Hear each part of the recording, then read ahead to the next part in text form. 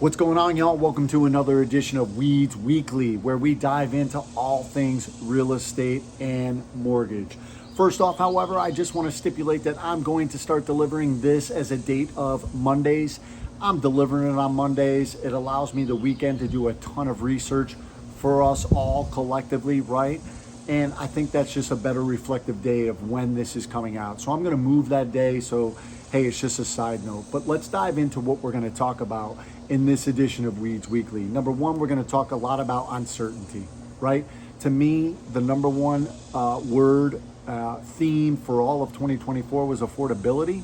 Well, we have another one to add to it, and it's called uncertainty. We're going to talk about everyone being on edge. We're going to talk about how the economy is it's stagnant at the moment, what that particularly could mean moving forward. We're going to dive into this week and God bless America. July 4th, our independence, living in the greatest nation on the face of the earth. So, hey, that's amazing. Let's be thankful for that first and foremost as we reflect on this coming week coming up. And then we're going to talk about down the stretch they come. I love horse racing. One of my favorite things, just watching them, right? The Derby, all of those things. So obviously that term comes from there. But coming into the second half of this year, what we can expect a little bit. We're going to talk about help wanted. We're going to talk about the warm and fuzzies, what the next 6 weeks and how critical the data set can be the next 6 weeks to determine what the remainder of 2024 and 2025 looks like. And unfortunately, it's time to get political, right? I talked about it last week, but we're going to dive into that really quickly. So let's first just talk about and reflect last week. Again, another term to add to this year that's going to define 2024 is uncertainty. And we really have felt it as real estate professionals so far this year. Make no mistake about it, right? We have seen much of this data reflected, sales are down, supply is on the rise, home values, depending on where you are going through corrections, whether it's on the high side, low side. There's just been a lot of uncertainty surrounding the real estate space. So that's number one, right? So the data set this past week just really reconfirmed that. We had home sales were down. We see supplies on the uptick. We hear all over the media about corrections and what it's going to mean moving forward. Again, uncertainty, and we're all feeling it, which means our consumers are feeling it, whether it's buyers or sellers. So we got to take that into account. The other thing that we saw is regardless of data, we had PCE come in on Friday, which was right at forecast, which should have been favorable for the bond market, treasuries, and it should have pushed rates down. But we actually saw rates increase, and it was mainly due, in my opinion, to the debacle that we saw on Thursday. And what am I referring to? I'm referring to the presidential debate, and I'll dive into that more and what I think that means for all of us moving forward.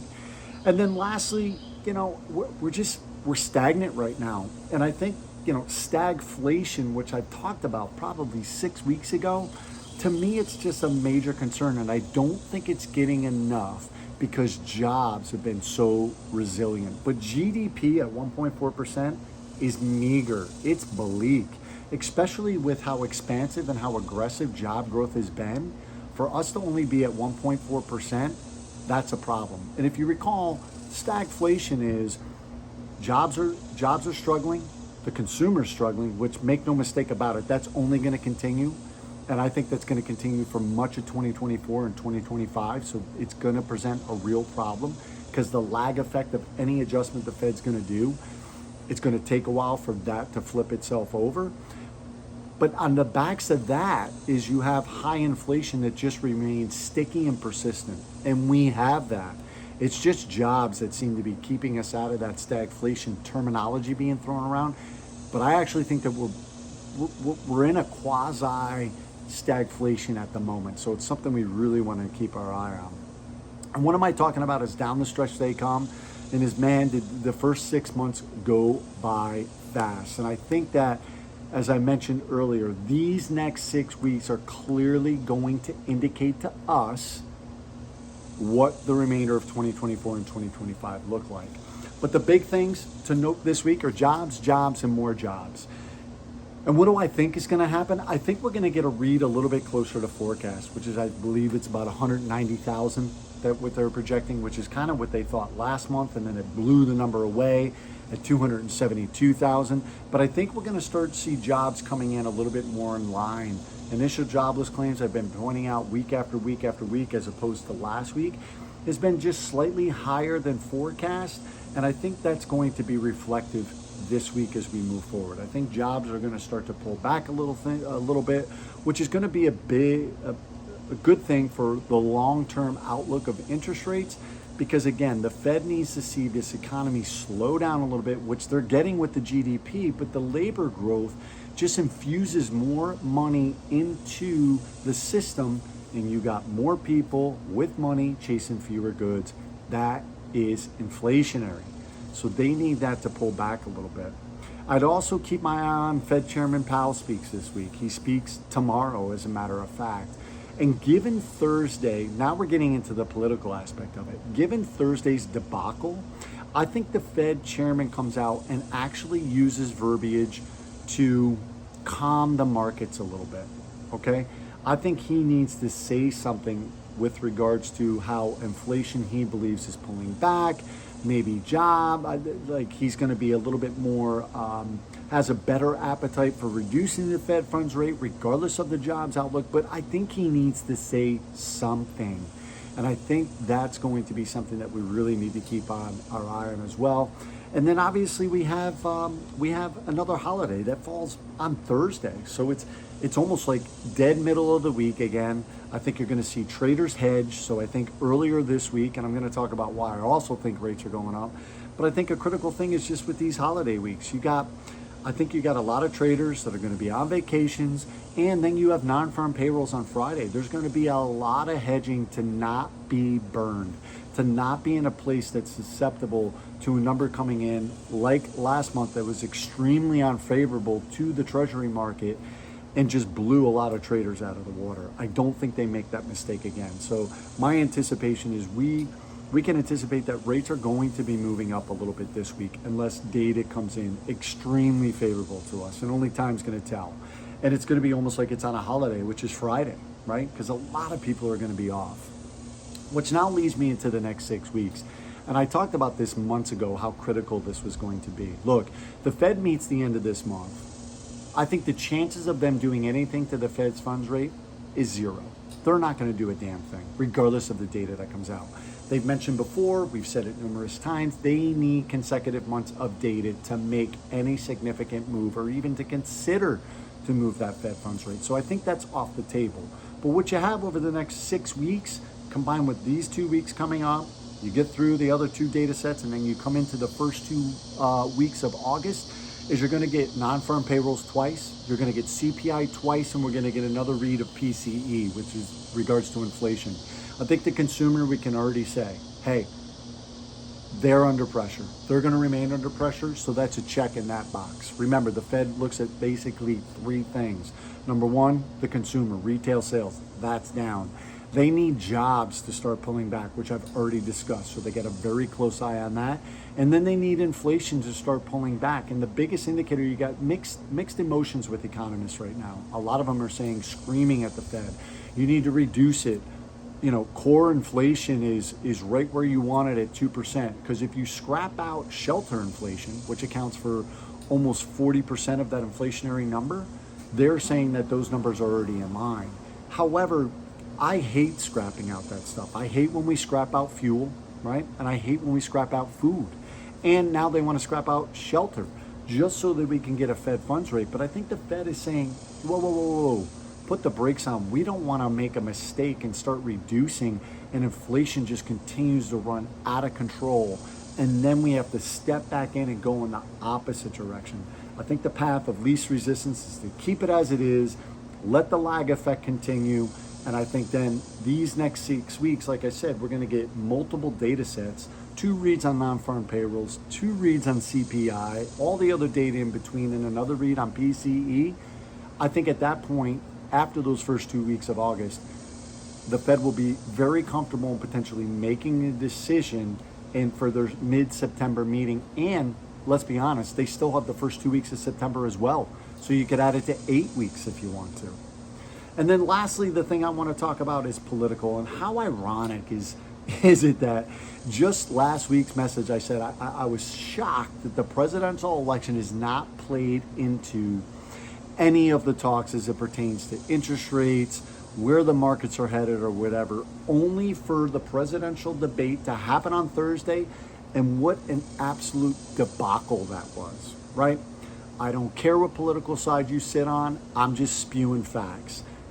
That was not a good look for the U.S. as a whole. And what that does is it creates uncertainty. And every U.S. citizen is uncertain about who is going to lead the nation. Do we have the right candidates up there? Are the candidates that are even running going to be running and on the ballot come election? And even now, take it from a trader's perspective. They're on edge. Even take them, they are forward thinking. We talk about this all the time. Traders are always 3, 6, 9 months down the road, especially the Treasury market. And after Thursday, everybody is like, what the hell just happened? I think these uncertain times are really going to weigh heavily on us this week in particular. And in addition to that, traders never like when one political party is in control. And after Thursday, there's real concern that the Republican Party could be in control of all 3 branches of government. And traders don't like that, right? Everyone, the economy, the market doesn't like that. They like checks and balances. They don't want to have somewhat of what we want to call, for lack of a better term, a runaway government where you can just implement policies that you think are right with no check or balance from the other side. And that's really not how the government was set up, which is why we got 3 branches. But it's a real fear after Thursday that politically down the ticket, there's a real concern on one side, the Democrat side, of could they be able to actually win one branch of government? And that puts everyone at angst. So my point is this: politics is now front and center. It is huge. It's now on steroids. And until it gets established in the inner fighting now within that political party, the Democrat Party gets established, and even if it does, after that performance, they're still going to be concerned over the ability to actually run the government. And those uncertain things, it's like your buyers, right? They feel like they're in quicksand. Traders now feel like they're in quicksand. And when you feel like you're in quicksand, you either A, do nothing, or you hedge against it. And traders will often, because they can, are going to hedge against that. So I actually anticipate rates to significantly, unless we get data that comes in that is so favorable to us this week and next, I think we have higher interest rates as we head into these summer months, unfortunately. I think July could be a little bit of an ugly picture. I think then it settles a little bit as we move into August. And if we get, again, data that's favorable to us, I think then you'll start seeing rhetoric a little bit more apparent that we're going to get a Fed funds rate cut. It is coming soon. And I think August could be a really sweet spot for interest rates. And I'll be honest, I didn't expect what I saw on Thursday night. I don't think anyone thought that they were going to see what we saw on Thursday. So obviously everything that I said last week kind of got thrown out the window with regards to lower interest rates and higher inventories because of the presidential election. I think now through the month of July, we're looking at both. I think we got higher inventories, but I also think we got higher interest rates as well. So it's something to look out for. As always, I'm here if you need anything. You need me to run a loan scenario. I'm in the process right now of running options for houses that are on the market as it pertains to buy downs, what seller concessions can mean when they pay for closing costs. All those factors, I want to add all those in, making up flyers, just trying to help you move more product. That's the objective. So if you need anything, don't hesitate to give me a call, text, or email. I'm always working. I'll actually probably be working on July the 4th, although lying by a pool or doing something or working out, but I will be available. So if you need anything, you do not hesitate to give me a call. Have an amazing July 4th. Happy Independence Day to America. And as always, happy selling out there and have a great week. Cheers.